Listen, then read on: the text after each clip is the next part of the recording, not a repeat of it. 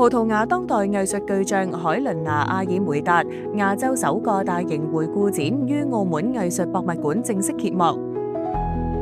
展覽展出藝術家大約42套，共190件原作，以及14套由內地同埋澳門藝術家受阿爾梅達啟發嘅創作，涵蓋早期畫作、攝影系列、手稿同埋錄像作品。在場單元按時間脈絡，系統性呈現其創作生涯，探索身體表演性同自我表指嘅獨特關聯。